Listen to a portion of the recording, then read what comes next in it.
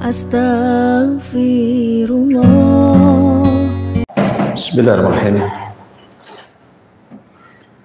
Assalamualaikum warahmatullahi wabarakatuh.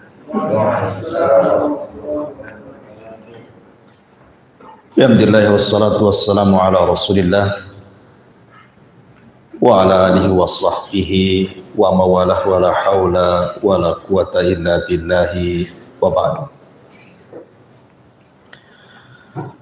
Baik, kita lanjutkan kajian kita, masih membahas tafsir surah Al-Baqarah, dan kita masuk pada ayat ke-25. A'udzubillahi minasyaitonirrajim. Bismillahirrahmanirrahim.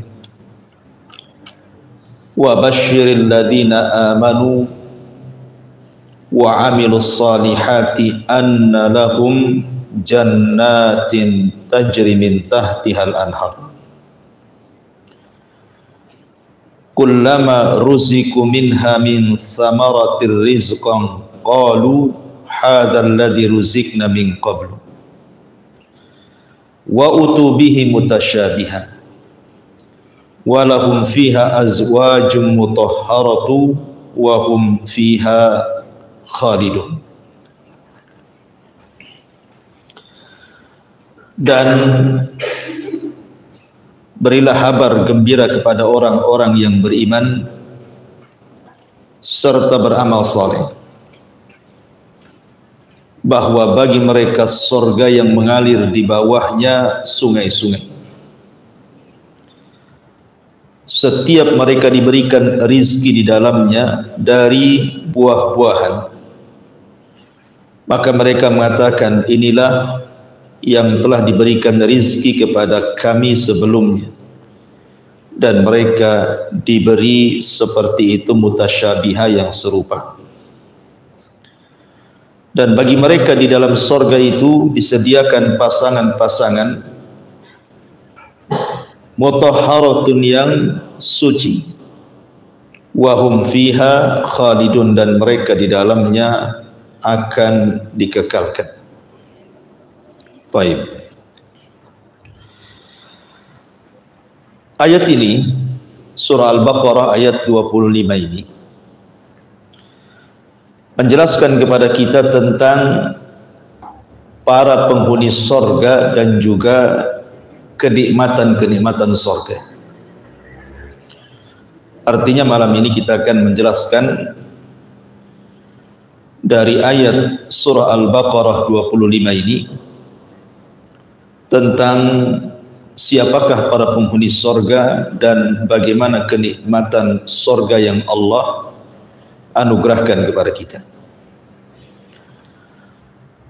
Di sini Allah Subhanahu wa taala mengatakan, berilah kabar gembira kepada orang-orang yang beriman dan beramal saleh bahwa mereka akan mendapatkan jannatin.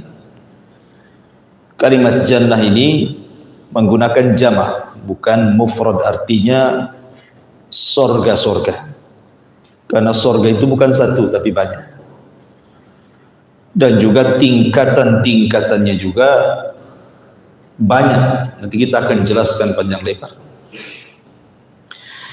Ma'asyiral muslimin wal muslimat rahimani wa rahimakumullah.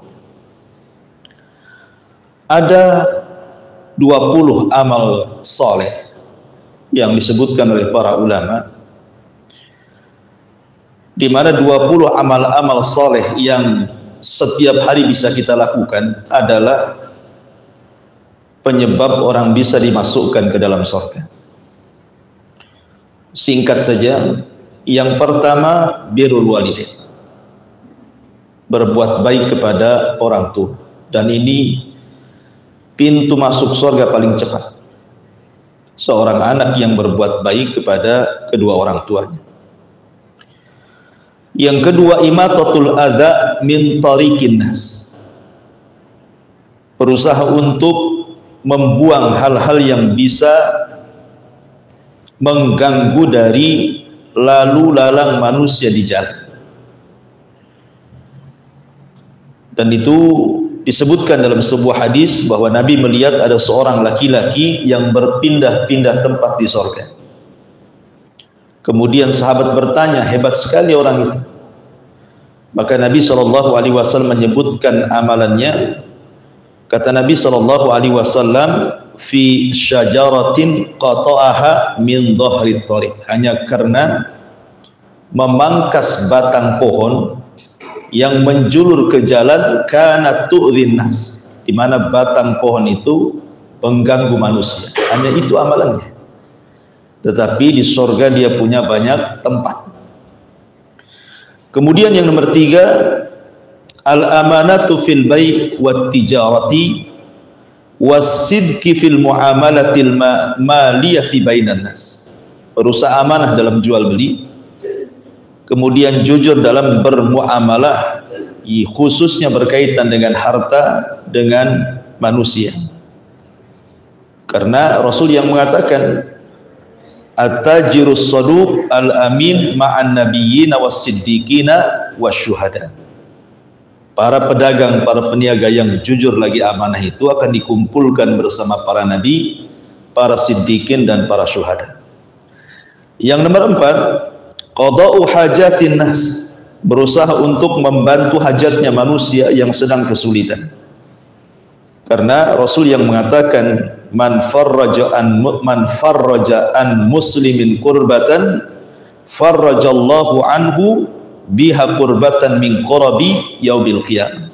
Barang siapa yang meringankan beban seorang muslim, maka Allah akan ringankan beban dia di hari ketika itu banyak beban yang Allah bebankan pada hari kiamat. Artinya orang ini dimudahkan masuk surga.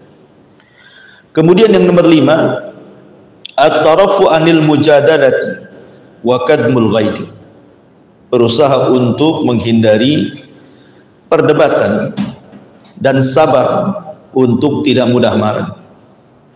Karena Nabi SAW yang mengatakan bahwa orang-orang ini akan disediakan satu rumah di surga bagi orang yang dia berusaha untuk tidak melakukan perdebatan walaupun dia di pihak yang benar.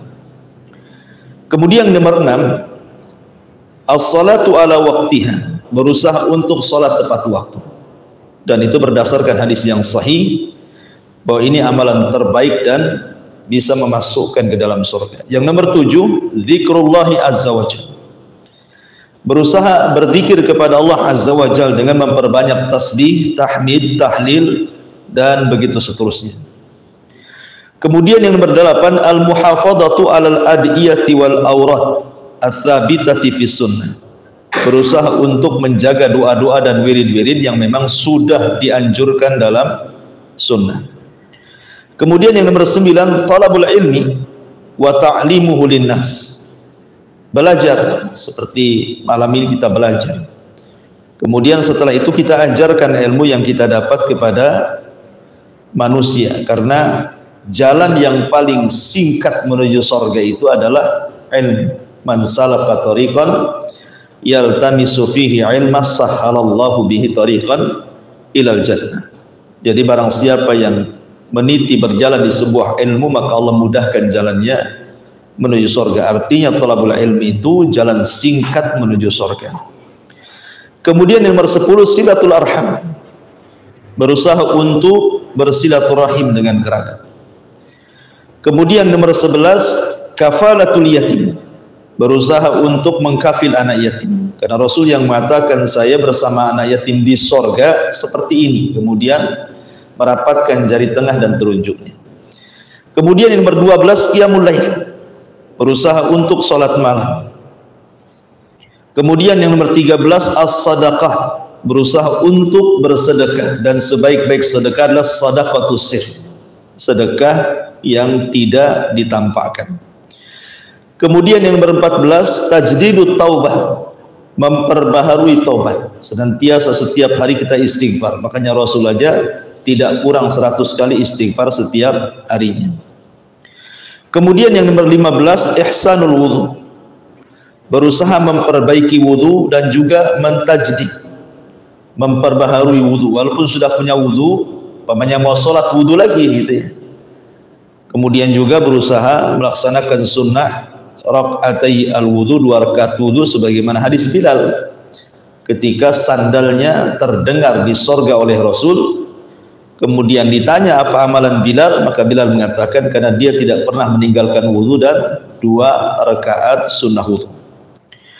Kemudian yang nomor 16, as-salatu alal amwat, berusaha untuk melaksanakan fardu kifayah, salat kepada orang yang sudah meninggal, wattiba'u al-janaiz, mengiringi jenazahnya sampai ke kuburan, karena pahalanya besar kan gitu ya. Kalau hanya sekedar salat saja dapat 1 qirat, kalau sampai menguburkan dapat 2 qirat.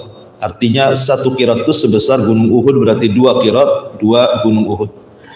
Kemudian yang ke-17, al-ihsan ilal jirah, berusaha untuk baik kepada tetangga. Karena ada hadis yang mengatakan ketika Rasul ditanya tentang wanita yang rajin sholat malam, rajin puasa sunnah, rajin sedekah, rajin berbuat baik, tapi lisannya tidak baik sama tetangganya. Kata Rasul, dia termasuk wanita penduduk neraka. Kemudian ditanya lagi, ada seorang wanita sholatnya hanya yang wajib saja, puasa hanya yang Ramadan saja, dia pun tidak bersedekah, tapi lisannya dijaga kepada tetangganya. Kata Rasul, dia termasuk penghuni surga. Kemudian juga yang nomor 18, iltizamus sidqi bil qauli wal amal, istiqomah untuk senantiasa jujur dalam ucapan dan juga disesuaikan dengan amalannya. Karena kejujuran itu, kata Rasul, mengarahkan kepada albir, kebaikan, dan albir itu mengarahkan ke dalam surga. Kemudian yang 19, asyam min mukaffaratidz, berusaha mengilzamkan untuk atau istiqomah untuk melaksanakan puasa sunnah, karena itu termasuk penghapus dosa-dosa, dan pahala puasa itu tanpa batas, beda dengan pahala yang lainnya. Kemudian yang terakhir nomor 20, at-tasamu wal afu, mudah untuk memaafkan bila ada orang yang kemudian menzalimi dia. Berdasarkan hadis ketika ada anak muda yang dikatakan oleh Rasul, sebentar lagi akan keluar anak muda dari pintu ini dan dia termasuk penduduk surga. Kemudian anak muda ini diikuti oleh sahabat, pura-pura bertamu 3 hari, tidak ada amalan yang spesial dari anak muda ini. Tapi sebelum pulang, sahabat ini bertanya, apa sih amalannya? Kemudian anak muda ini, boleh jadi karena setiap malam aku maafkan setiap orang yang berbuat zalim kepada. Ya. Kemudian juga tambahan saja, termasuk ada asbab-asbab ibadah kauliyah ucapan, seperti memperbanyak mengucapkan la ilaha illallah, kemudian memperbanyak ucapan tasbih, tahlil dan tahlil, kemudian memperbanyak doa, kemudian berusaha untuk menjaga membaca Al-Quran. Taib, itu diantara amal-amal soleh yang menyebabkan orang bisa masuk surga yang sifatnya yaumiyah, setiapnya sehari-hari kita bisa lakukan gitu. Karena di sini Allah mengatakan wa basyiril ladzina amanu wa amilus shalih, dan kasih kabar gembira kepada orang-orang yang beriman dan beramal saleh. Ya, amal soleh seperti yang sudah saya tadi rincikan, ada 20 amal soleh penyebab orang bisa masuk dalam surga. Kemudian Allah mengatakan anna lahum jannatin, bagi mereka itu ada surga-surga. Kita masuk pada kenikmatan surga. Dalam sebuah hadis Nabi SAW bersabda, a'dadtu li ibadis salihin ma la ainun ra'at wa la udhunun sami'at wa la khatara ala qalbi bashar. Kata Nabi, aku telah mempersiapkan, jadi Allah telah mempersiapkan apa itu kenikmatan-kenikmatan bagi hamba-hamba yang saleh, yang tidak bisa dilihat mata, tidak didengar telinga, bahkan terlintas pun tidak bisa, saking nikmatnya. Makanya Allah menyebutkan dalam surah As-Sajdah ayat 17 ketika bicara tentang bidadari, Allah mengatakan fala ta'lamu nafsun ma ufiya lahum min qurrati a'yun jazaa'an bima kanu ya'malun. Maka tidak ada jiwa yang mengetahui bidadari-bidadari yang nyaman dipandang oleh mata yang Allah sembunyikan di dalam surga. Tidak ada yang tahu seperti apa, kecuali orang yang sudah masuk surga kan. Secantik-cantiknya orang di dunia, ya tidak seberapa dibandingkan bidadari surga. Kemudian juga disebutkan dalam surah Al-Insan ayat 20. Allah mengatakan wa idza ra'aita thamma ra'aita na'iman wa mulkan kabira. Dan apabila kamu melihat di sana, maksudnya di surga, niscaya kamu akan melihat berbagai macam kenikmatan dan kerajaan-kerajaan besar. Jadi surga itu Allah sediakan kenikmatan-kenikmatan dan kerajaan-kerajaan besar. Al-Imam Al-Qurtubi rahimahullahu taala ketika memberikan catatan kepada ayat ini, apa kata dia? Lamma kanatil muluk talbasu fid dunya al-asawira wattijan ja'alallahu dzalika li ahlil jannah wa laysa ahadun min ahlil jannah illa wa fi yadihi thalathatu aswiratin siwarun min dhahabin wa siwarun min fiddatin wa siwarun min lu'lu'in. Kata Imam Qurtubi ketika menyebutkan pendapat ahli tafsir, tatkala para raja ketika di dunia memakai gelang-gelang dan mahkota-mahkota, maka Allah akan menjadikan hal itu bagi para penghuni sorga. Tidak seorang pun dari penghuni sorga kecuali di tangannya ada 3 gelang. Gelang dari emas, gelang dari perak, dan gelang dari mutiara. Dan ingat bahwa sahabat Abdullah bin Abbas radhiyallahu anhu mengatakan, laisa fil jannati syai'un mimma fid dunya illal asma. Tidak ada satupun yang berada di sorga dibandingkan dengan dunia itu kecuali hanya kesamaan nama, bukan hakikat. Ya, tentu emas di dunia dengan di sorga juga akan berbeda. Perak di dunia dengan di sorga juga berbeda. Istana di dunia dengan di sorga akan berbeda. Termasuk semua jenis makanan minuman, walaupun ada kemiripan nama. Di dunia ada pisang, di sorga ada pisang. Di dunia ada kurma, di sorga ada kurma. Di dunia ada anggur, di sorga ada anggur. Itu hanya kemiripan nama saja, kata Abdullah bin Abbas. Hakikatnya tidak seperti itu. Karena hakikatnya tadi mala ainun ra'at wala udhunun sami'at wala khatara ala qalbi bashar. Hakikatnya tidak bisa dibayangkan. Mata tidak pernah melihatnya, telinga tidak pernah mendengarnya, hati pun tidak terlintas seperti apa bentuknya. Makanya hanya sekedar persamaan nama saja. Taib, kita mulai kisah surga ini dari titian. Ya. Ma'asyiral muslimin yang dimuliakan Allah Subhanahu wa taala. Manusia ketika sudah proses hisabnya dan selesai hisab, tentu dibentangkan kepada mereka satu jembatan, dan di bawah jembatan itu neraka jahanam. Dari sini kita tahu bahwa tidaklah orang masuk surga kecuali harus melewati neraka. Tidak ada satupun orang yang masuk surga kecuali harus lewat neraka. Karena tidak ada manusia yang masuk surga kecuali harus melintasi titian. Sementara titian itu dibentangkan di bawahnya jahanam. Dan Allah Subhanahu wa taala berfirman di dalam Al-Qur'an, wa in kuntum illa wariduha. Dan kalian pasti akan melewatinya. Semua kalian pasti akan melewatinya. La ma'asyiral muslimin yang dimuliakan Allah Subhanahu wa taala, orang-orang yang melewati surga itu, maka Allah Subhanahu wa taala bentuk mereka dengan kelompok-kelompok, ataupun dalam bahasa Quran itu wasiqa ladzina amanu ilal jannati zumara. Dan orang-orang yang akan menghuni surga itu, mereka akan digiring berkelompok-kelompok. Jadi ada kelompok itu yang menyeberangi titian seperti kilat, atau sudah di ujung, gitu ya. Ada yang seperti kedipan mata, atau sudah di ujung. Ada kelompok itu seperti kuda balap, gitu ya, atau sudah di ujung. Ada kelompok itu yang lari kencang, atau sudah di ujung. Dan yang terakhir adalah yang yahubbu habwa, merangkak-rangkak, gitu ya. Kadang hampir jatuh, kemudian berdiri lagi, dan begitu seterusnya. Itu yang akhir melintasi titian. Lah kemudian ma'asyiral muslimin yang dimuliakan Allah Subhanahu wa taala, setelah kemudian mereka berada di sebuah tempat yang namanya kontor. Kontor itu artinya ujung daripada titian siratal mustaqim. Berarti sudah dekat ke pintu surga. Lah terjadi kisos di sini kan. terjadi kisos antara orang-orang yang pernah mendolimi dengan orang yang didolimi. Kalau seandainya kemudian masih tersisa pahalanya, berarti ada kesempatan masuk surga. Tetapi kalau seandainya tidak ada lagi yang tersisa pahalanya, bahkan menanggung dosa orang yang didoliminya, berarti dia harus dimundurkan kembali dan diadab neraka jahanam sampai habis dosanya, baru kemudian dimasukkan kan itu.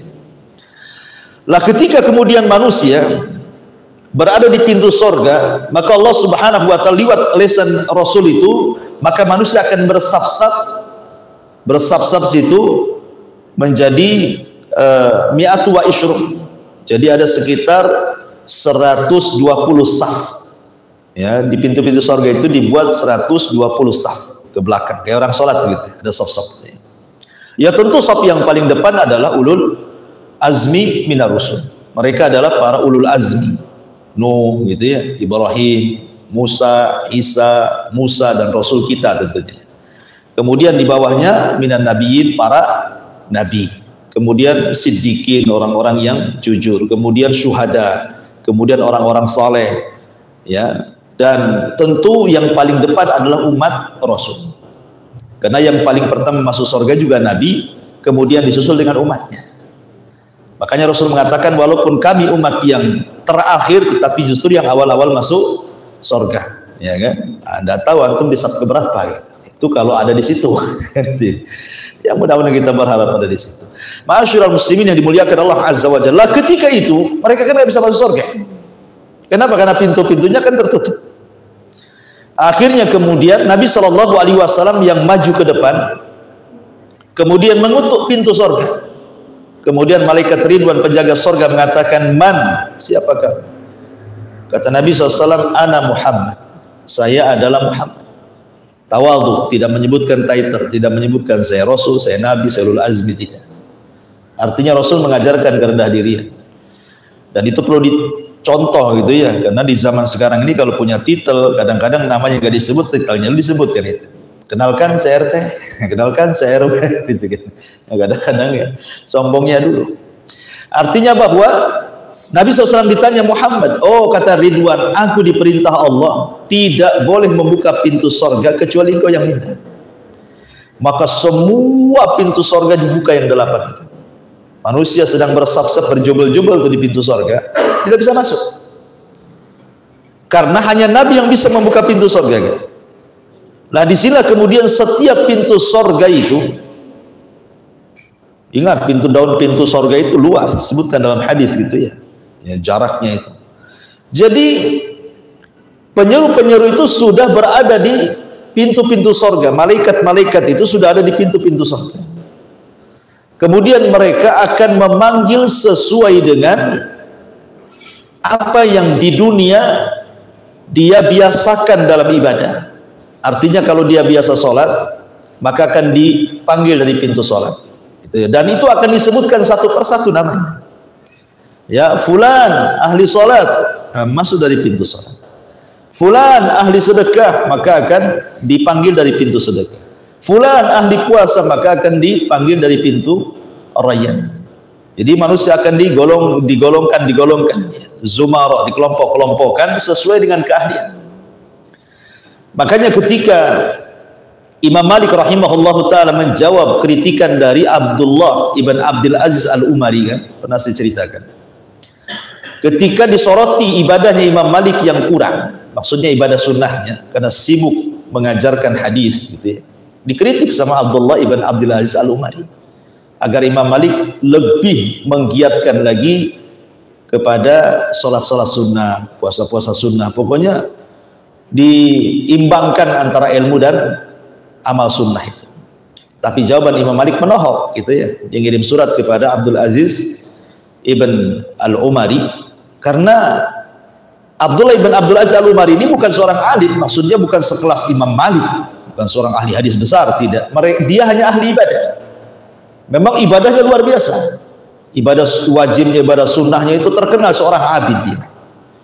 Jadi Imam Malik rahimahullah ta'ala mengatakan, innallaha qad qasama al-arzaq, qad qasama al-a'mal kama qasama al-arzaq, katanya. Kata Imam Malik, wahai Abdullah ibn Abdul Aziz Al-Umari, bahwa Allah sudah membagi-bagi amal manusia itu sebagaimana Allah sudah membagi rizki kepada manusia. Manusia saja rizkinya beda-beda kan itu. Ada yang jadi dokter, ada yang jadi pilot, ada yang jadi tukang, ada yang jadi gojek, ada yang jadi menteri, ada yang jadi RT, itu macam orang rizki itu kan. Di dunia saja rizki bermacam-macam. Lah amal soleh juga sama. Terkadang ada orang yang dilebihkan dari puasanya. Makanya Imam Malik meneruskan farubba saimin, farubba rajulin yuftah lahu saum walam yuftah lahu sadaqah, kata beliau. Boleh jadi orang itu dibukakan pintu puasa tapi pintu sedekah dia nggak dibuka. Kalau puasa rajin, suruh sedekah agak malas gitu maksudnya. Kalau suruh sholat malam luar biasa, suruh puasa pulang udah lapar. Jadi orang itu nggak sama semuanya, kata Imam Malik, karena orang itu diberikan karunia masing-masing. Ya, makanya kenapa pintu sorga pun dibuat demikian. Karena ada orang yang kemudian dilebihkan dari sholatnya, ada orang yang dilebihkan dari sedekahnya, ada yang dilebihkan dari tobatnya, ada orang yang dilebihkan dari jihadnya, dan begitu seterusnya. Makanya pintu sorga dibentuk masing-masing kelebihan dari ibadah di dunia. Makanya nanti masing-masing dipanggil. Tetapi adakah kemudian orang yang dipanggil dari semua pintu? Ada. Siapa? Abu Bakar. Abu Bakar Siddiq radhiyallahu anhu akan dipanggil dari semua pintu. Apakah hanya Abu Bakar? Tidak. Ada beberapa orang seperti wanita yang melaksanakan 4 kewajiban. Kata Nabi SAW, idza shallatil mar'atu khamsaha wa shamat syahraha wa hafizat farjaha wa ata'at ba'laha qila laha udkhulil jannah min ayyi abwabis samaniyah syi'ti, gitu. Kata Nabi SAW, apabila seorang wanita menjalankan sholat, menjaga sholat wajibnya, menjaga puasa Ramadannya, menjaga kemaluan dan kehormatannya, kemudian taat kepada suaminya, maka dia akan dipanggil dari 8 pintu sorga sesuai dengan wanita itu kehendaki. Jadi ada beberapa amalan yang bisa orang itu dipanggil dari semua pintu sorga. Ma'asyiral muslimin yang dimuliakan Allah Subhanahu wa ta'ala, sebelum saya lanjut kepada kenikmatan di dalam sorga, sorga itu digambarkan di dalam Al-Quranul Karim dengan beberapa nama. Ada kemudian dalam Quran itu sorga disebut Darussalam, tempat keselamatan. Kenapa? Karena di sorga itu tidak ada yang membahayakan. Karena orang masuk sorga itu betul-betul akan selamat. Selamat lisannya, tidak mencaci, tidak memaki. Selamat hatinya, tidak ada yang dengki, tidak ada yang hasad. Makanya Allah mengatakan, wa naza'na ma fi sudurihim min ghillin ikhwan. Kami cabut dalam hati penduduk sorga itu kedengkian. Jadi hati penduduk sorga itu adalah satu hati. Lisannya juga tidak membahayakan, perbuatannya tidak membahayakan, kemudian hatinya pun tidak membahayakan. Selamat, ya kan? Selamat akhlaknya. Termasuk juga nanti dijelaskan ketika bicara tentang kenikmatan surga, termasuk selamat fisiknya. Penduduk surga tidak meludah, penduduk surga tidak kencing, penduduk surga tidak berak, penduduk surga tidak mengeluarkan dahak, bahkan tidak mengeluarkan mani, madi, wadi, dan begitu seterusnya. Ya, selamat fisiknya. Bagi wanita tidak ada haid, tidak ada nifas, bahkan bodinya selamat, tidak melahirkan. Karena wanita rusak bodi itu karena melahirkan kan itu, akhirnya melar gitu. Dulu istri antum pertama nikah langsing kayak bidadari, punya anak 3, oh udah melar kan, gak jelas gitu. Ya karena melahirkan itu yang kemudian merubah fisik, ya kan. Di surga nggak melahirkan. Jadi kalau pengen anak ya nanti tinggal diciptakan oleh Allah Azza wa Jalla, nanti dijelaskan itu. Ya, intinya bahwa surga itu Darussalam, tempat selamat. Orang masuk surga selamat. Makanya salam pertama malaikat ketika kita masuk surga, apa kata malaikat? Salamun alaikum bima sabartum fa ni'ma uqba dar. Keselamatan bagi kalian karena engkau sudah sabar di dunia, sekarang balasannya. Dan ini surga sebaik-baik tempat untuk kalian, kata para malaikat yang menjemput orang-orang yang masuk ke dalam surga. Kemudian yang kedua ada namanya Jannatu Adn. Surga itu ada juga disebut surga Adn. Sehingga ada yang kemudian penulis ya yang berusaha untuk mencari tahu tentang sorga yang pernah ditempati oleh Nabi Adam. Sebenarnya sorga yang pernah ditempati Nabi Adam itu ada di langit atau ada di bumi? Ada yang berpendapat bahwa sorga yang ditempati Nabi Adam itu adanya di Yaman, di Aden sana. Tetapi pendapat yang kuat tidak. Sorga yang ditempati Nabi Adam yang di langit sana.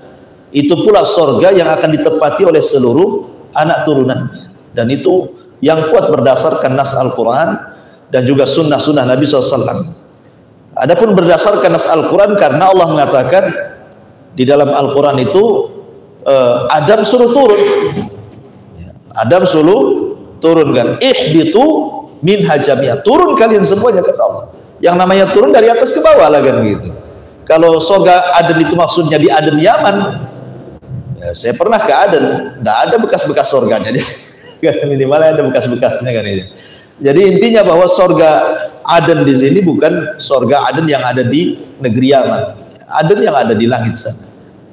Kemudian juga Al-Quran mengistilahkan Darun Naim. Naim diambil dari fa'il, artinya kenikmatan yang bertambah. Naim itu artinya kenikmatan yang banyak dan bertambah. Karena di surga itu kenikmatannya bertambah. Pamannya walaupun sama-sama minum nih, hari ini minum susu, besok minum susu. Susu rasa besok itu berbeda dengan rasa sekarang. Susu rasa lusa itu berbeda dengan susu kemarin. Ya, jadi makin hari makin lezat. Begitu juga buah-buah. Pamannya sekarang kita makan buah nih, ada 3 buah anggur. Kita makan buah anggur pertama. Ya, lezat sekali. Kemudian setelah itu ambil buah anggur yang kedua, lebih lezat lagi. Kemudian yang ketiga lebih lezat lagi, gitu maksudnya. Dia akan bertambah kenikmatannya. Setiap hari akan bertambah. Makanya disebut Daru An-Naim. Kemudian juga disebut Darul Maqam. Dar al-Maqam. Tempat maqam, kedudukan yang sangat mulia. Dan di surga maqam yang paling tinggi adalah maqam Nabi SAW. Ya, makanya disebutkan maqamam mahmudah. Allah mengatakan dalam setiap doa azan gimana? Allahumma rabba hadhihi da'wati tamah wassalatil qa'imah ati Muhammadanil wasilata wal fadilah wa ba'athu maqaman mahmudah. Jadi maqam yang paling tertinggi adalah maqam mahmud. Tempat yang paling terpuji, dan itu adalah tempat yang paling tinggi khusus untuk Rasul kita Muhammad SAW. Kemudian di kiri kanannya ada disebut maqam al-wasilah dan maqam al-fadilah. Ati Muhammadanil wasilah wal fadilah. Berarti ada 2 maqam di sini. Setelah maqam mahmudah paling tinggi, di bawahnya ada 2 maqam. Maqam wasilah itu diberikan kepada istri Fir'aun, namanya Asiyah bintu Muzahim. Kemudian maqam mahmudah diberikan kepada ibunda Isa bin Maryam, Maryam bintu Imran. Dan 2 wanita ini keduanya akan menjadi istri Nabi SAW di surga. Maka bahasanya wa ati Muhammadanil wasilata wal fadilah. Berikan kepada Muhammad itu wasilah, maksudnya Asiyah bintu Muzahim, wal fadilah maksudnya Maryam bintu Imran. Jadi 4 wanita terbaik akan jadi keluarga Nabi. Kita tahu bahwa kamula minan nisa kathir, kamula minar rijal kathirun, walam yakmul minan nisa illa arba, kan itu ya. Laki-laki sempurna itu banyak, tapi perempuan yang sempurna tidak ada kecuali 4. 1 Asiyah bintu Muzahim, 2 Maryam bintu Imran, 3 Khadijah bintu Khuwailid, dan yang terakhir putri Rasul Fatimah bintu Muhammad SAW. Semua akan jadi keluarga Nabi. Asiyah akan dipersunting Nabi di sorga, Maryam akan dipersunting Nabi di sorga, Khadijah ya sudah jelas istrinya, ya kan, Fatimah sudah jelas-jelas anaknya akan berkumpul. Jadi makom yang paling tinggi. Kemudian setelah itu makomnya ulul azmi dan begitu seterusnya, karena sorga itu saya ulangi bertingkat-tingkat. Kemudian juga yang nomor 5, sorga itu disebut juga Dar al-Khuldi, tempat di mana orang dikekalkan di dalam. Makanya tidak benar buku yang diterbitkan oleh siapa saya lupa namanya, buku itu judulnya ternyata sorga dan neraka tidak kekal. Kita katakan keduanya kekal berdasarkan nas Quran dan hadis Nabi SAW, kekal selamanya. Tentu kekekalan sorga akan berbeda dengan kekekalan Allah, karena sorga itu awalnya tidak ada, diciptakan baru ada. Ya kan, kalau Allah sebelumnya tidak didahului dengan ketidakadaan, Allah itu akan senantiasa ada. Dan kekalnya sorga itu karena Allah yang berkehendak. Artinya kekalnya sorga tergantung kepada kehendak Allah. Jadi tidak sama kekalnya Allah dengan kekal sorga. Tapi yang jelas Allah berkehendak sorga itu dikekalkan. Maka disebut darul khuldi. Kemudian ada disebut jannatul ma'wa. Ya, tempat kembali. Artinya tempat kembali kita bukan di bumi. Ma'wa itu tempat kembali kita. Ya, jangan sampai kemudian kita jadikan dunia ini tempat kembali kita, sehingga menghabiskan seluruh energi kita, harta kita, tenaga kita hanya untuk membangun istana di bumi. Percuma, ya kan? Kalau orang kemudian membangun istananya di bumi dengan membeli istana yang megah, kendaraan yang mewah, tanah yang luas, dan begitu seterusnya, nanti juga akan ditinggal. Betapa banyak orang-orang kaya setelah numpuk kekayaannya kemudian meninggal. Kekayaannya direbutan ahli warisnya kan? Karena memang dunia itu bukan tempat kembali. Makanya Nabi SAW mengatakan kepada Abdullah ibn Umar radhiyallahu anhu, kun fid dunya ka'annaka gharib aw abirus sabil. Abdullah ibn Umar, jadilah di dunia ini seperti orang asing yang hanya lewat sesaat, ataupun jadikan dunia ini tempat persinggahan saja, singgah saja sebentar, nanti akan jalan lagi, ya kan? Karena memang tempat kita bukan di dunia tetapi di sorga. Makanya ada istilah sabda Nabi yang mengatakan man ahabba liqa Allah ahabballahu liqa'ah wa man kariha liqa Allah karihallahu liqa'ah. Barang siapa yang cinta berjumpa dengan Allah, Allah cinta berjumpa dengan dia. Siapa yang benci berjumpa dengan Allah, Allah pun benci berjumpa dengan dia. Apa maksudnya? Maksudnya kalau dia ketika di dunia dia investasikan seluruh nafasnya untuk akhirat, ya, hartanya dia bangun untuk istana di sorga, kemudian kehidupannya hanya untuk sorga saja. Ketika dia sedang mendekati sakaratul maut, dia akan cinta dengan kematian dan akan cinta dengan Allah. Karena apa? Dia ingin segera menempati sorga yang selama ini dibangunnya di dunia, sehingga dia cinta berjumpa dengan Allah dan Allah pun cinta berjumpa dengan dia. Tapi kalau seluruh kekayaannya, seluruh waktunya dia investasikan di dunia, ketika hendak meninggal berat dia, sehingga dia benci berjumpa dengan Allah karena tahu akhirnya neraka. Makanya Allah benci juga berjumpa dengan dia. Makanya di sini di antara nama surga adalah jannatul ma'wa. Kemudian yang ke-7 juga darul hayawan, artinya tempat kehidupan. Yang sesungguhnya kehidupan itu di surga. Kalau di dunia ini bukan sesungguhnya kehidupan, tapi darul ibtila, tempat kita diuji di dunia ini. Makanya sering saya katakan, orang di dunia ini satu tidak akan selamat dari istirahat, pasti sibuk, ya. Yang kedua tidak akan selamat dari ucapan manusia, pasti disakiti. Yang ketiga tidak selamat dari kematian, pasti mati.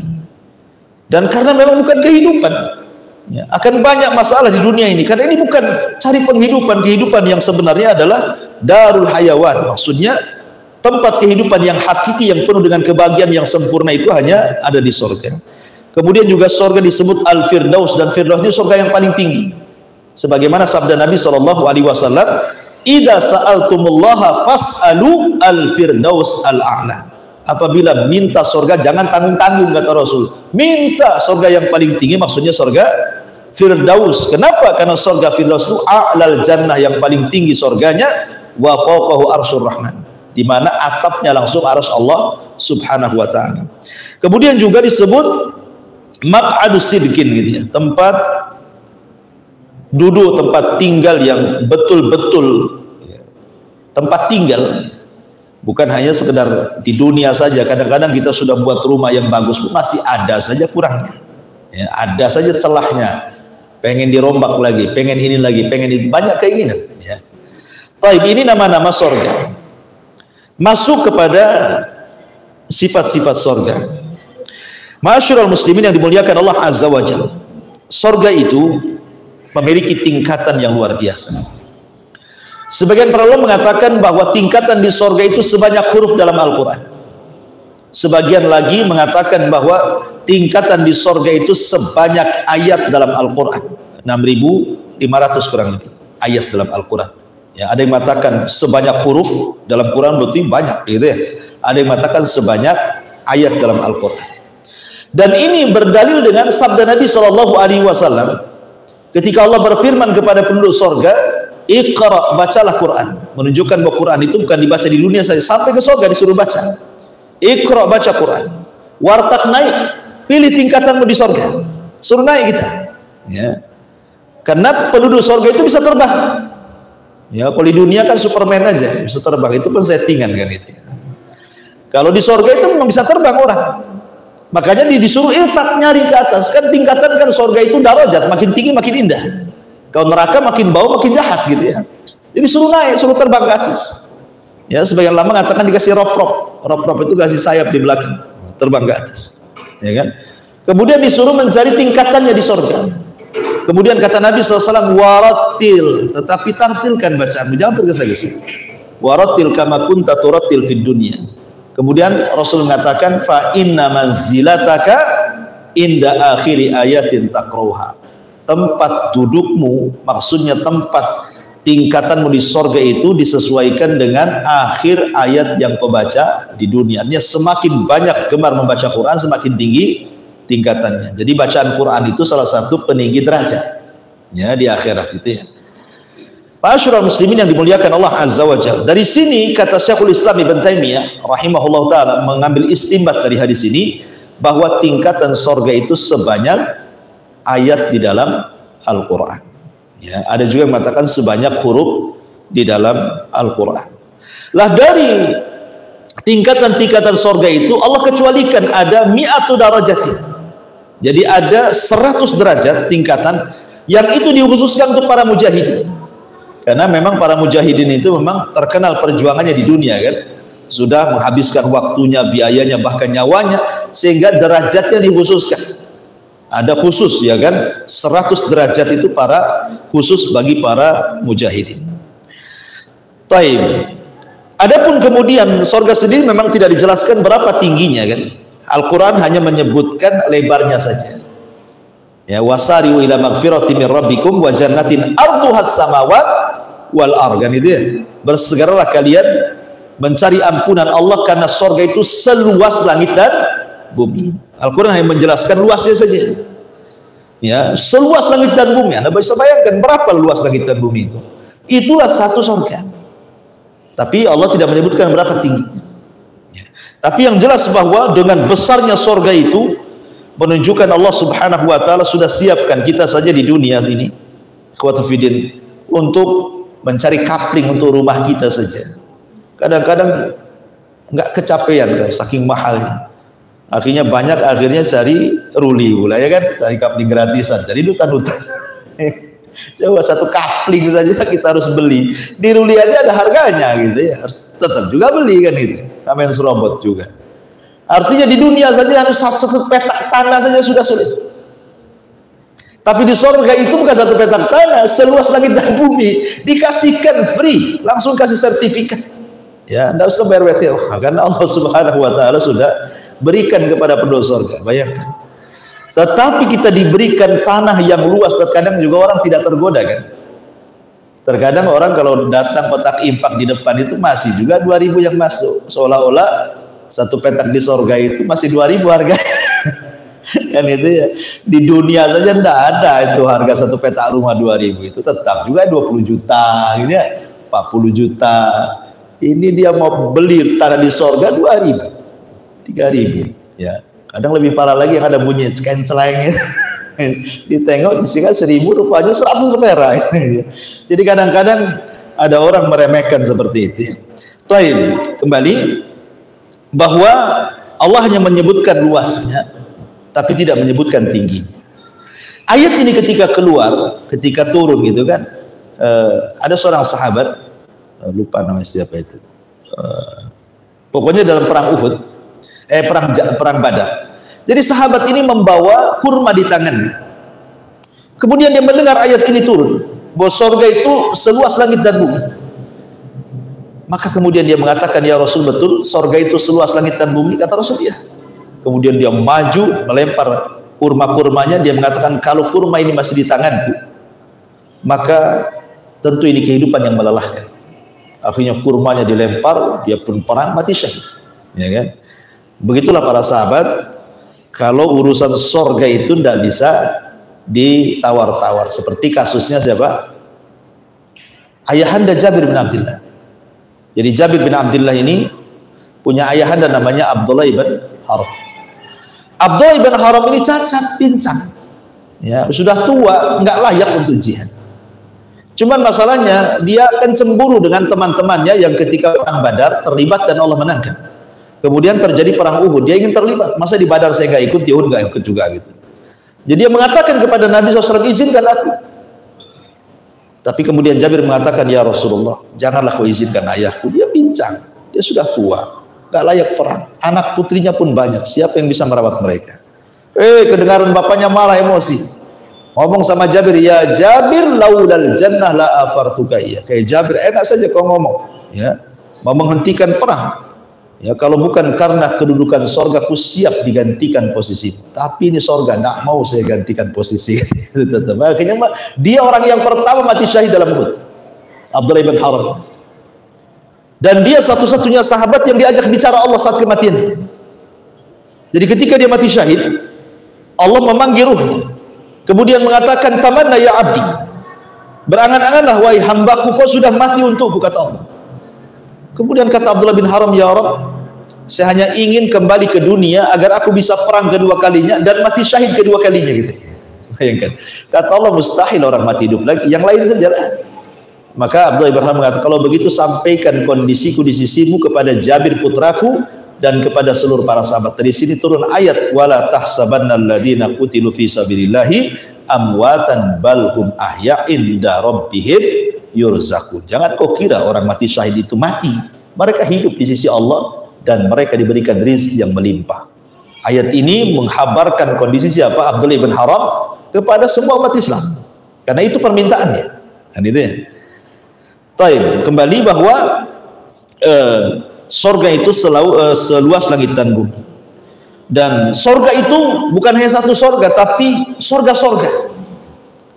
Ketika seorang sahabat namanya Harith Al-Harith, dia terlibat dalam perang Badar. Cuman masalahnya Al-Harith ini, ketika belum perang, jadi para sahabat menata pasukan di malam hari untuk keesokan hari perang. Jadi Al-Harith ini kan bagian daripada jaga malam, ribat fisabilillah gitu.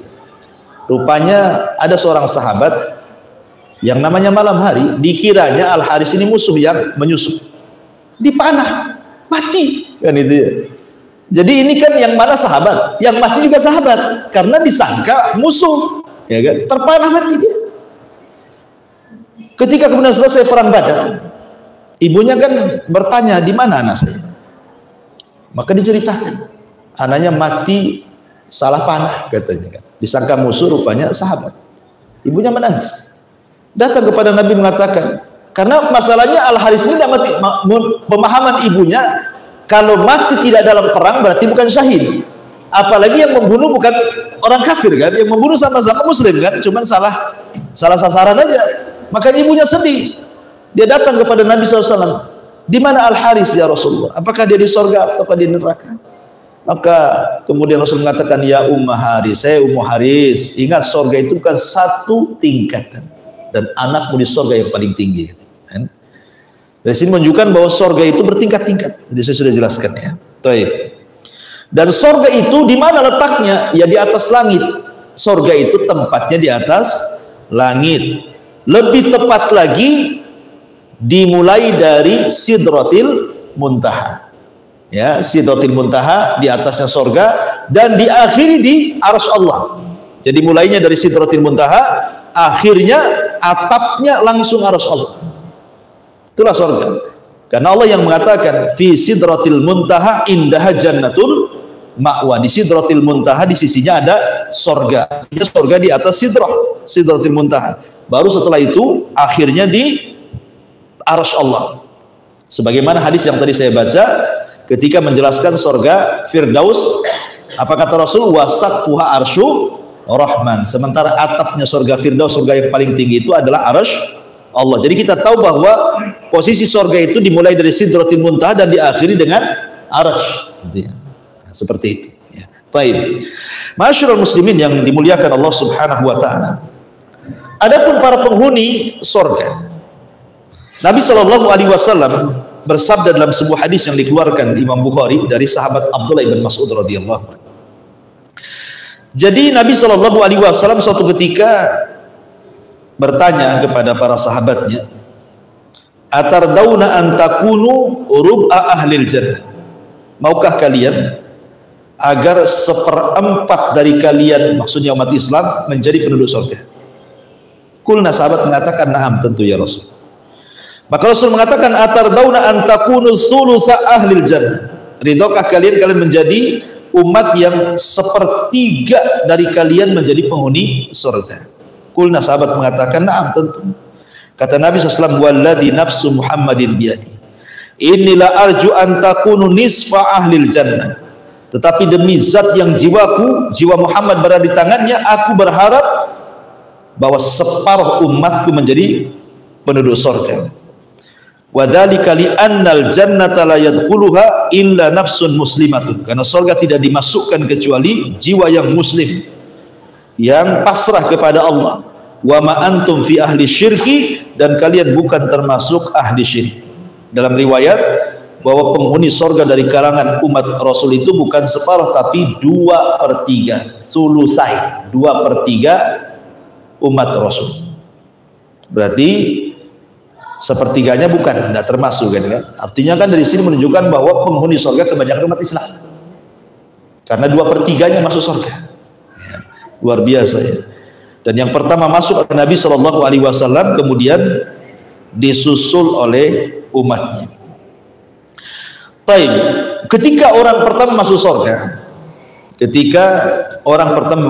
apa yang dimakan dan apa yang diminum? Ya. Disebutkan dalam sebuah hadis, ada seseorang Yahudi bertanya kepada Nabi Shallallahu Alaihi Wasallam tentang makanan yang pertama kali dimakan penduduk surga. Maka Nabi SAW menjawab, ziyadatu kabidin nun, atau ziyadatu kabidil hud.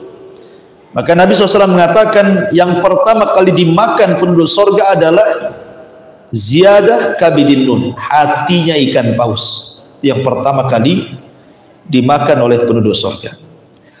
Kemudian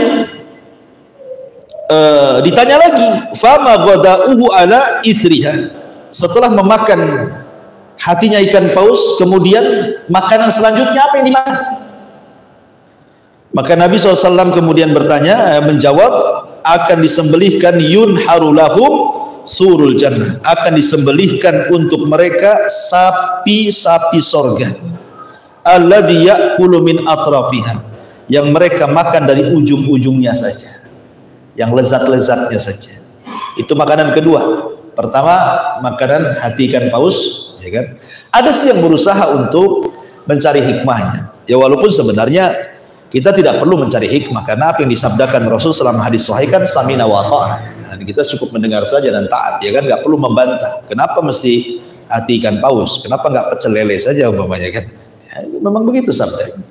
Tapi ada yang kemudian mencari hikmah. Ya, kenapa? Karena hati ikan paus itu memiliki faedah untuk menghilangkan keletihan yang selama ini penduduk surga itu sudah letih di padang mahsyar dengan perjalanan yang melelahkan, adanya hisab, mizan, macam-macam. Ya, belum lagi ketitian, belum lagi berjubel di pintu surga, lelah mereka. Maka sebagai jamunya untuk menghilangkan kelelahan itu memakan hati ikan paus. Ya, ada yang mencari hikmah seperti itu, tapi kan bagi kita diketahui hikmah atau tidak selama hadis ini saya samina saja kan, itu ya. Kemudian yang kedua, setelah makan hati ikan paus baru diberikan kepada mereka surul jannah, daging sapi surga. Nah, jangan antum samakan ya sapi dunia dengan sapi surga. Kemudian ditanya lagi, fama syarabuhum alaihi, setelah mereka makan kabidil hud, makan dulu gitu ya, kemudian daging sapi baru minum ya. Dan dalam kesehatan kan gitu juga kan, habis makan kan jangan minum kan, setengah jam baru minum, nah, kan itu dalam kesehatan itu. Karena di sini juga begitu kan, makan dulu baru kemudian minum kan. Nah, jadi minumnya itu ada jeda. Fama syarabuhum alaihi, lalu apa minuman mereka? Maka Rasul mengatakan min ainin tusamma salsabilah. Kata Nabi SAW, maka minuman yang pertama kali diminum penduduk surga adalah diambil dari mata air salsabila. Jadi minumannya namanya salsabila. Ada yang mengatakan air jahe, ya wedang jahe bahasa kitanya, ya kan. Tapi kan wedang jahe di sini kan beda dengan wedang jahe di sana kan gitu ya. Jadi ambil dari mata air salsabila. Gitu. Kata orang Yahudi ini sodaqta kau benar wahai Muhammad. Dan Allah mengatakan ukulu hadaim wa dhilluha tilka uqbal ladina taqau wa uqbal kafirina nar. Dan buahnya tak henti-henti dengan naungannya, demikian pula itulah tempat kesudahan bagi orang-orang yang bertakwa. Taib, ya. Di surga itu, saya ulangi dari awal, adalah tempat yang penuh dengan keselamatan. Selamat fisiknya, selamat lisannya, selamat hatinya. Dari Jabir bin Abdullah radhiyallahu anhu, Nabi SAW bersabda, "Inna ahlal jannati ya'kuluna fiha wa yashrabun, wala yatfulun, wala yabulun, wala yataghawwatun, wala yamtakhitun." Qalu fama balu ta'ami? Qala jusa'un wa raskhun karushil miski, yulhamuna at-tasbiha wa tahmida kama tulhamuna nafsa. Sesungguhnya penduduk surga itu mereka makan aja, minum saja, namun mereka tidak meludah, mereka tidak kencing, mereka tidak buang hajat, mereka tidak mengeluarkan dahak. Ada orang bertanya, berarti nggak ada toilet di surga Ustaz? Ya nggak ada, ngapain itu ada toilet?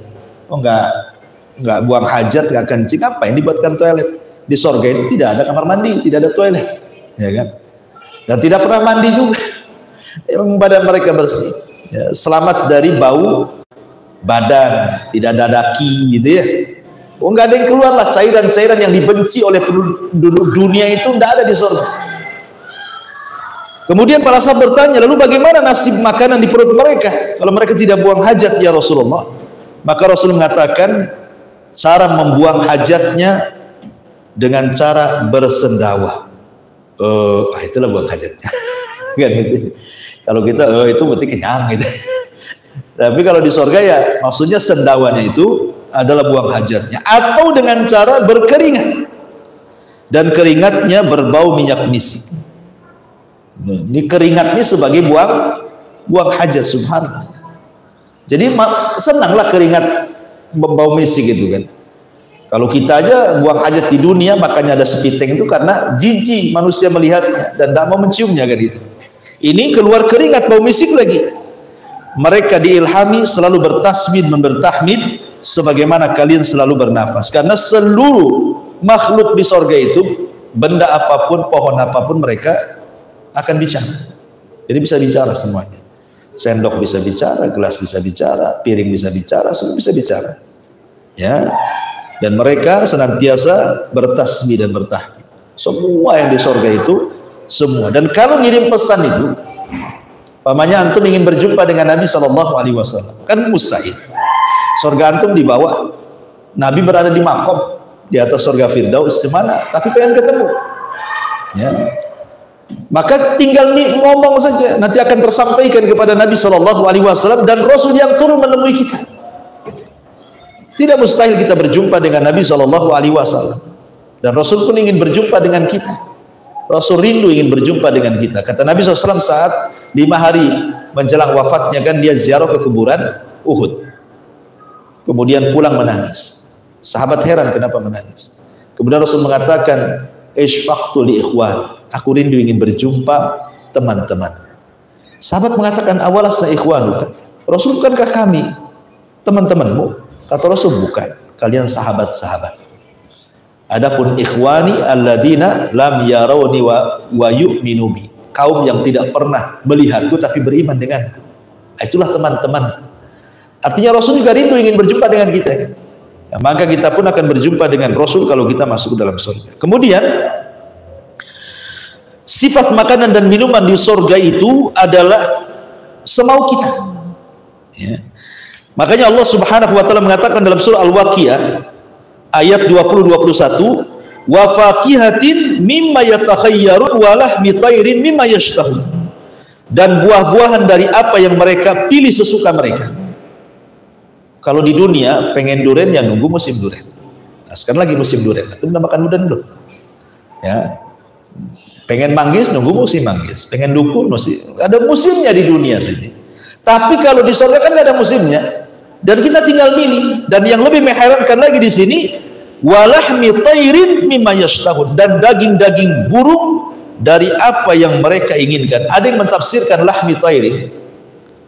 Lahmi tairin diartikan bahwa semua binatang yang ada di sorga itu semua terbang. Ya, semua terbang. Karena di sini kalimatnya tair, burung. Ya, lahm itu daging, tair itu artinya sesuatu yang terbang. Jadi tidak ada binatang yang melata seperti binatang bumi yang bergerak di bumi itu tadi. Ya, kalau di bumi kan memang karena ada hubungan gravitasi bumi sehingga manusia tidak bisa terbang kan, masih tersedot bumi sehingga ya kita ya jalan di bumi. Kambing jalan di bumi, semua di bumi. Tapi di surga kan sudah tidak ada gravitasi, nggak ada lagi. Sehingga kemudian semua terbang.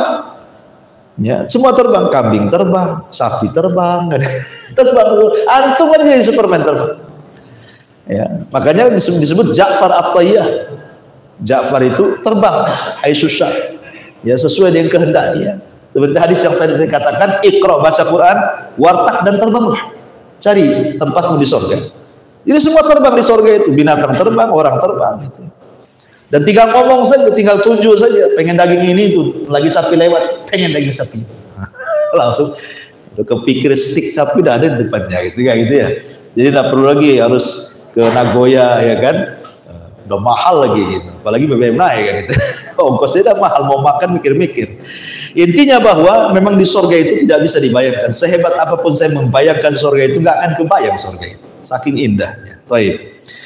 Masyaallah muslimin yang dimuliakan Allah Azza wa Jalla. Allah mengatakan wa fiha ma tashtahil anfus wa taladzul a'yun wa antum fiha khalidun.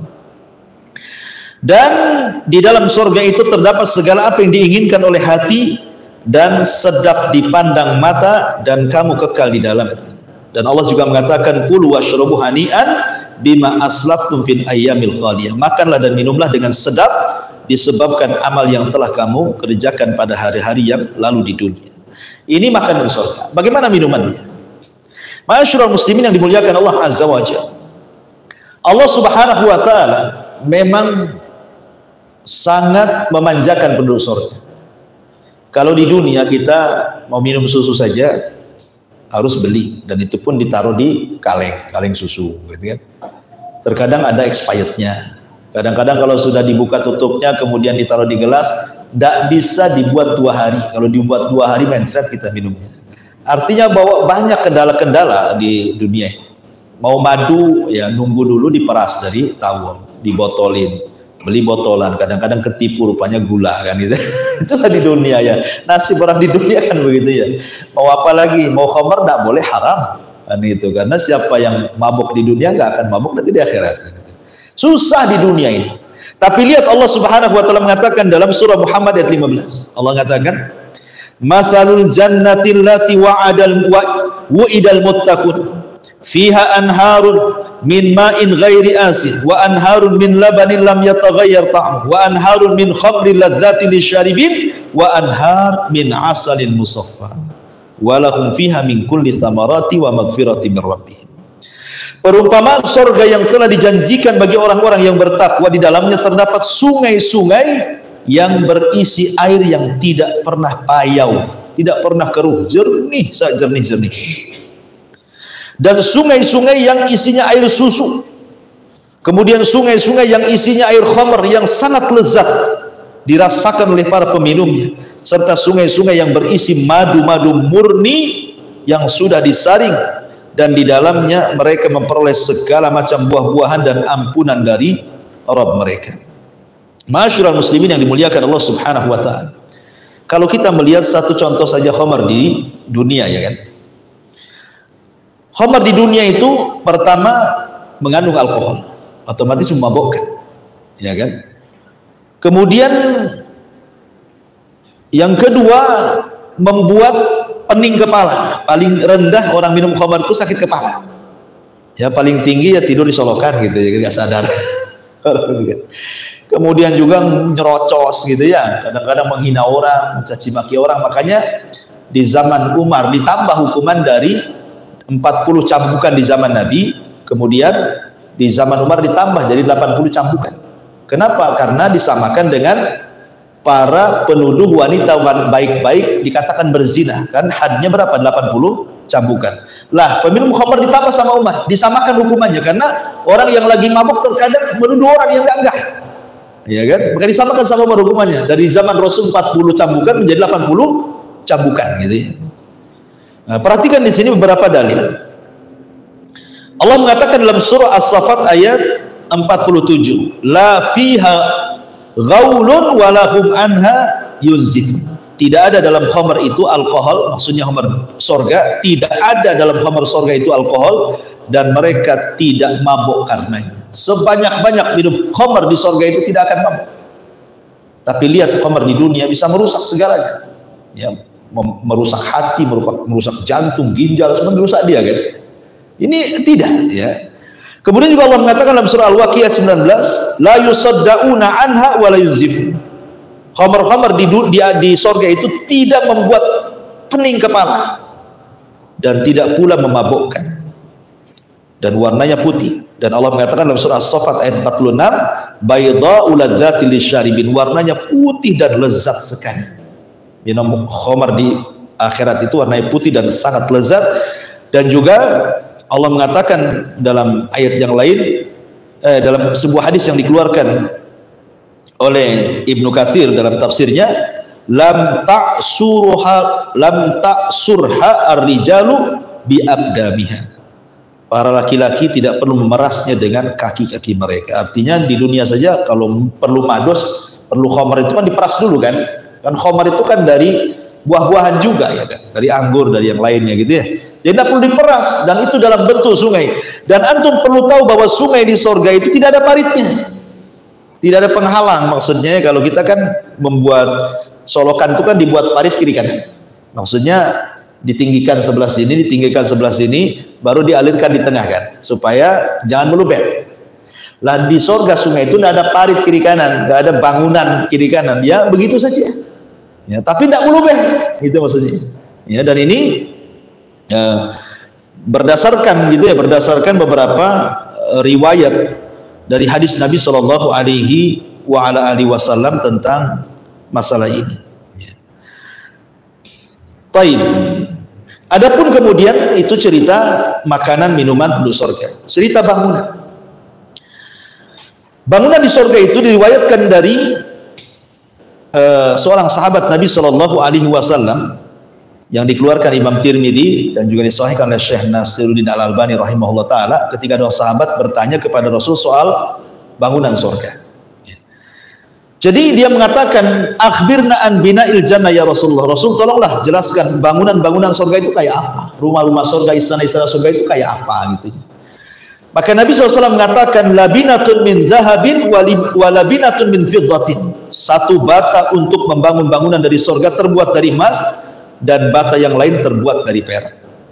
Wa mila tuha al-mis, kemudian lantainya berupa minyak kasturi yang semerbak.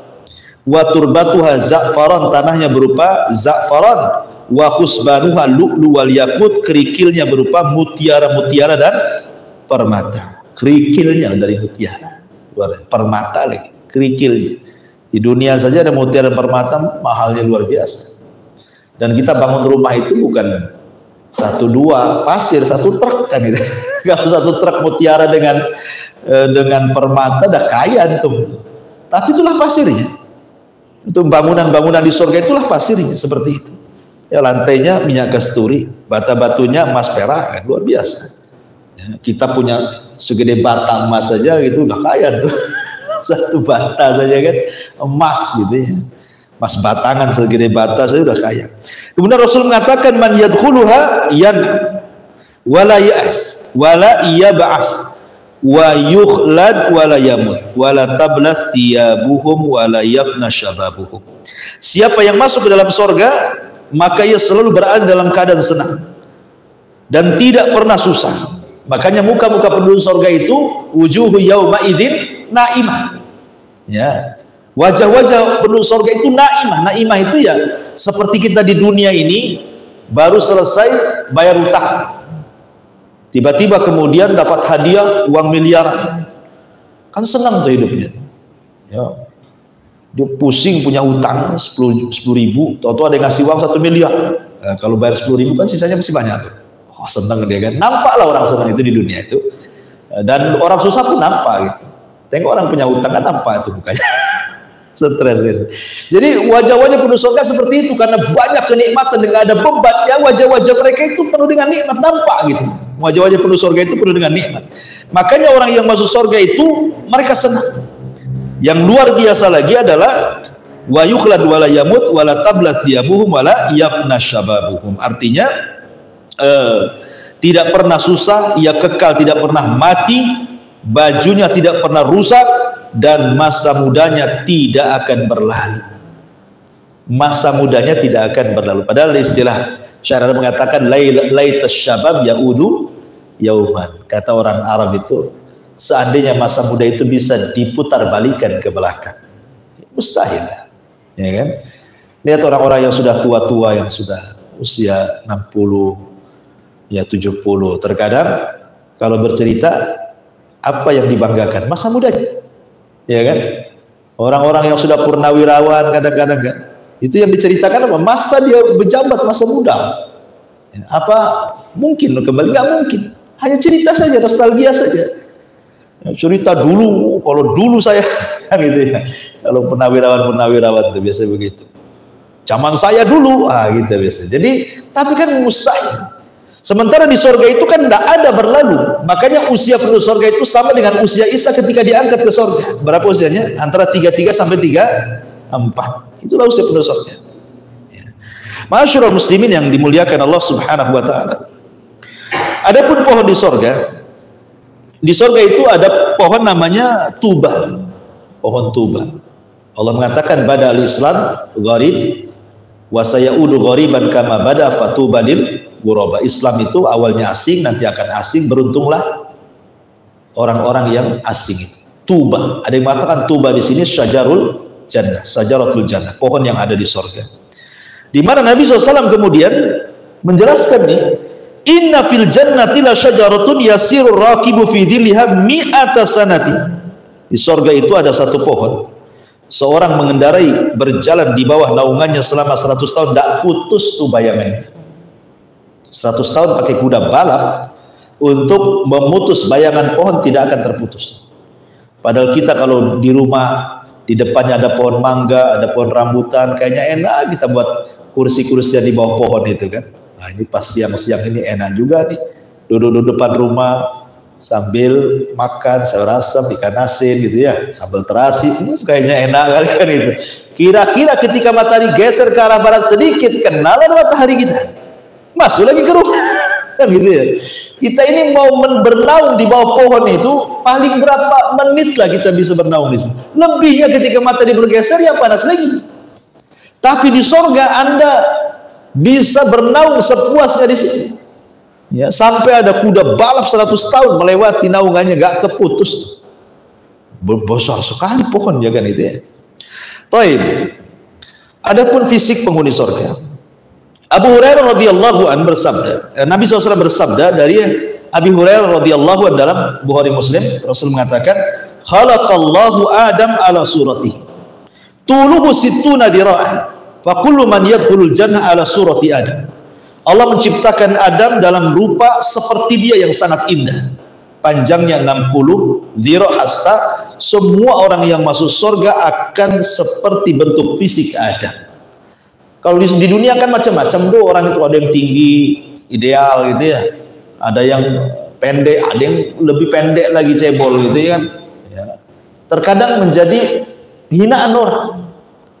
Fisik orang tuh kadang-kadang menjadi hinaan orang kan di dunia ini. Gara-gara tinggi dibilang si tawil, si tinggi gitu. Gara-gara pendek dibilang si cebol gitu. Gara-gara gendut dibilang si gedrum. Nah, macam-macam di dunia ini. Salah, fisik aja harus dijaga, kalau nggak dijaga dihina orang. Tetapi fisik penduduk surga itu semua sama, tidak akan berubah fisiknya, sempurna fisiknya. Karena ingat bahwa Nabi SAW mengatakan, yuhsyaru ma baina sakti ila syaikhil fani yaumal qiyamah fi khalqi Adam wa qalbi Ayyub wa husni Yusuf murdan mukahhalid. Ya, bagaimana Rasul menggambarkan nih bentuk penduduk surga.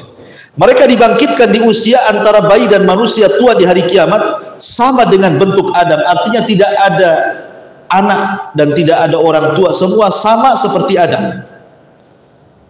Dan Adam itu orang tampan. Ya. Kemudian Rasul mengatakan hatinya sama dengan Ayub dan tampannya sama dengan Yusuf. Penduduk surga itu hatinya sama dengan Ayub. Hati Ayub itu seperti apa? Sabar. Dicaci maki orang diam saja. Itu hati Ayub itu. Makanya kalau seandainya kita bicara tentang sabar itu, sabarlah seperti sabar Ayub. Nah, itu istilah saja. Nggak mungkin kamu sabar seperti Ayub. Tetapi karena kalau cerita tentang Imam Sabirin, imamnya apa, orang-orang yang ingin sabar, nah itulah Ayub orangnya. Ayub itu nabi yang paling sabar. 18 tahun dia diuji oleh Allah Subhanahu wa ta'ala dengan berbagai macam kefakiran, penyakit, meninggalnya anak-anak, tetapi tidak pernah mengeluh satu kalimat pun kepada Allah Azza wa Jalla. Luar biasa.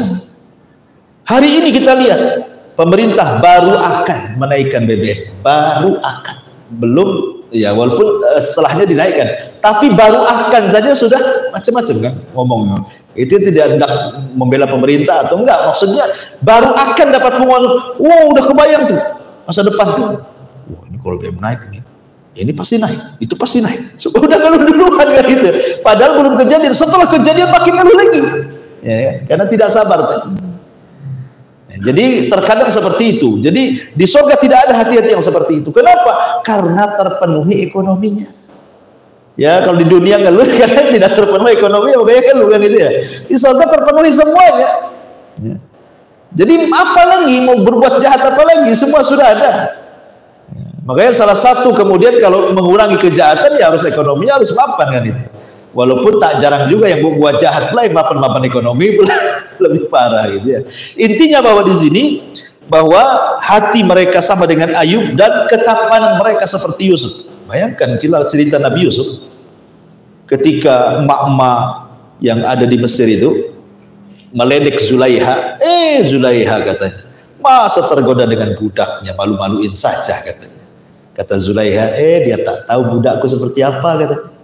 Aku undang mereka semua. Akhirnya diundang istri si pejabat yang ngomel-ngomel itu, yang biasa mama kan begitu ya, ngerumpi.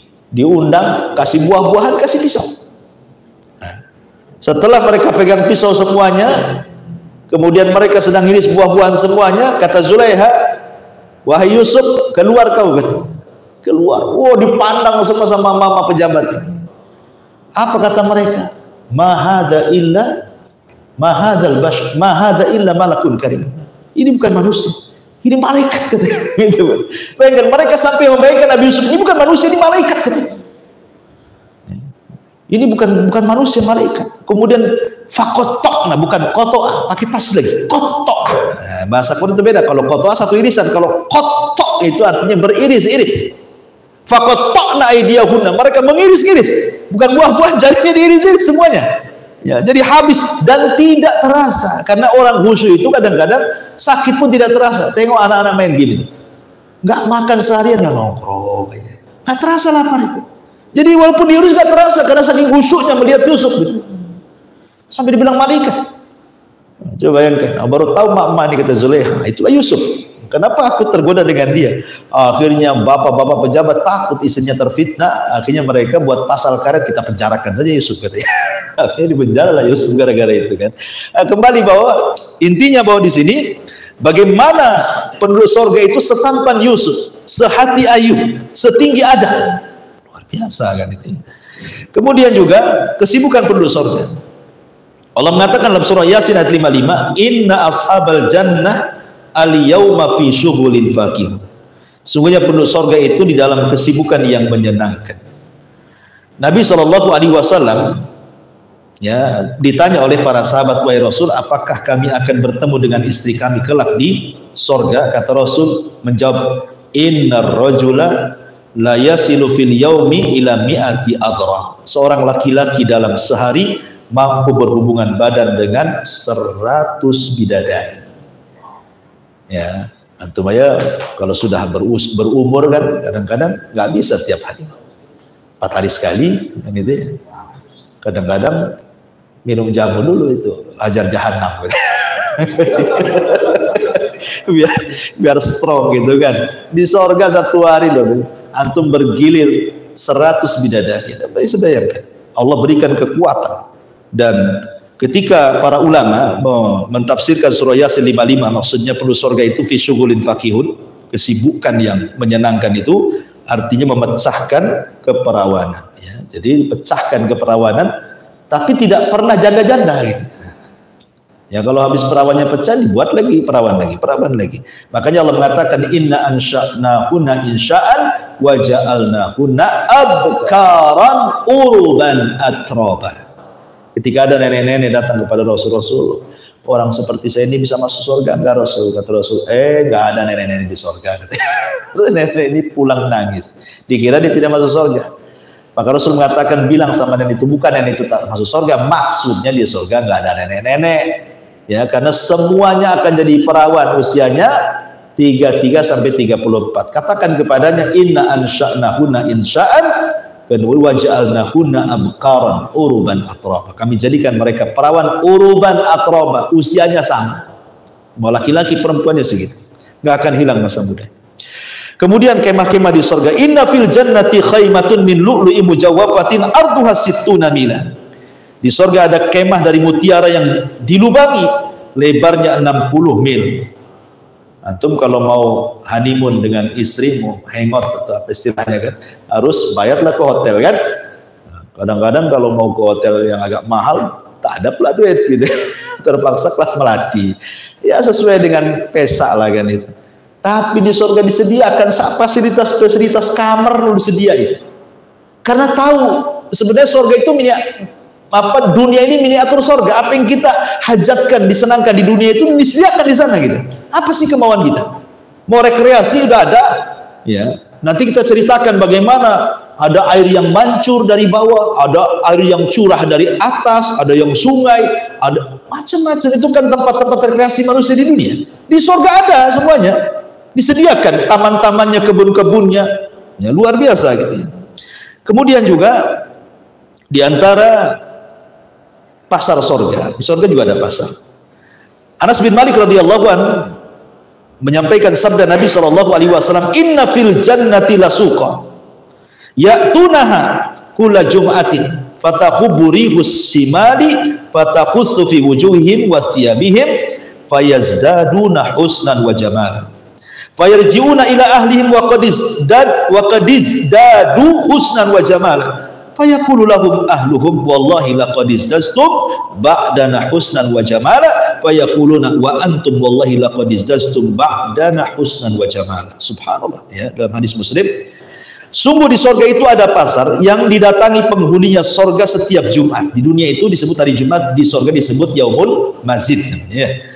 Bertiuplah angin dari utara mengenai wajah dan pakaian mereka hingga mereka semakin indah dan tampan. Mereka pulang ke istri-istri mereka dalam keadaan telah bertambah indah dan tampannya. Keluarga mereka berkata, demi Allah, wahai suamiku, engkau semakin bertambah indah dan tampan. Para suami pun mengatakan kepada istri-istrinya, kalian pun semakin bertambah indah dan cantik. Artinya setiap Jumat atau disebut dengan Yaumul Majid di surga itu, ya, ada setiap Jumat itu untuk memperbaiki fisik manusia. Jadi setiap Jumat itu makin tampan, Jumat berikutnya tampan lagi, Jumat itu makin tampan, begitu maksudnya. Bahkan ada hadis ini memang tidak sahih ya, tapi masyhur gitu ya. Jadi orang yang masuk ke dalam surga itu, hadis ini dhaif ya. Jadi orang ini masuk ke dalam pasar, ketika pulang itu, jadi di pasar itu banyak gambar-gambar. Mungkin kalau di dunia ini kalau antum masuk ke tukang cukur, kan ada itu gambarnya banyak kan. Mau gaya apa kamu? Ya, mau gaya apa? Mau gaya orang pang ini gitu. Mau gaya orang ini begini, semua ada. Jadi di pasar itu semua muka ada. Tinggal antum pilih pengen seperti itu. Nah, nanti berubah muka antum kayak gitu. Itu maksudnya. Itu tapi hadis lemah. Ya, tapi bisa juga terjadi. Namanya di surga itu sesuatu yang mustahil jadi mungkin. Ya kan? Sesuatu yang mustahil jadi mungkin. Ya. Dan di surga itu bukan tempat orang jualan, bukan kayak di dunia gini ya, jam 8 buka ruko gitu, jam 5 tutup ruko. Nah, bukan, maksudnya hanya untuk berjumpa dengan teman-teman dia selama di dunia itu akan berjumpa di pasar itu kan, sepekan mereka gak jumpa dengan kawannya. Jadi kalau ingin jumpa dengan kawan itu sepekan sekali, datang ke pasar, ketemulah kawan-kawannya, nanti cerita. Antum yang ketemu di sini cerita, oh dulu kita ngaji sama Abu Mero, ingat nggak? Jadi diingatkan tuh kejadian peristiwa di bumi itu semua ingat itu. Nah, disitulah terkadang kemudian sebagian mereka tanya, mana kawan kita yang satu itu yang sama kita kesana kemari ngaji? Kata malaikat, di neraka. Oh, maka mereka sepakat teman-teman, ya Rabb la taqtamilu ladzatina hatta tukhrijahu minan nar. Ya Rabb, jangan kau sempurnakan kelezatan kami sampai kau keluarkan teman kami di surga dari neraka. Sampai mereka berikan syafaat kepada teman yang masuk neraka. Kalau memang masih layak berikan syafaat dan mereka meninggal tidak musyrik gitu ya. Jadi teman-teman yang baik di surga itu memberikan syafaat. Makanya Allah mengatakan, kalau gitu kau pergi ke neraka, ambil temanmu gitu. Jadi pasar itu juga untuk tempat berkumpulnya teman-teman seminggu sekali. Kadang-kadang mengingat nostalgia kita di bumi, teringat di pasar itu. Kemudian sebelum pulang disitulah ada angin yang merubah semua fisiknya. Ketika datang kepada istrinya, kaget istrinya, nggak kenal, kok makin tampan. Nah, suaminya bingung, kok kamu makin cantik gitu. Nah, coba sekali-kali antum bawa istri ke pasar gitu, kira-kira makin cantik itu makin bangkrut. Kadang-kadang yang ditulis itu ya ditulis bawang ini semua, pulang tuh udah ada pakaian jadinya. Gitu. Jadi yang tidak ditulis malah dibeli, yang ditulis pula tak dibeli, suaminya makin bangkrut lah kan gitu. Dari sini masyarul muslimin yang dimuliakan, betapa tingginya kenikmatan di surga itu, yazdad wa yazdad, artinya kenikmatan di surga itu bertambah dan bertambah dan begitu seterusnya. Ikhwan, udah 9:30 ya, ini kalau di surga nggak habis-habis. Masih banyak pembahasan. Insyaallah kita kesempatan nih, banyak ada orang telepon dari tadi, mungkin penting kayaknya. Ya mungkin sampai di sini dulu, tidak ada tanya jawab. Subhanallah bihamdika, asyhadu an la ilaha illa anta astaghfiruka wa atubu ilaik. Allahu ta'ala alam. Assalamualaikum warahmatullahi wabarakatuh.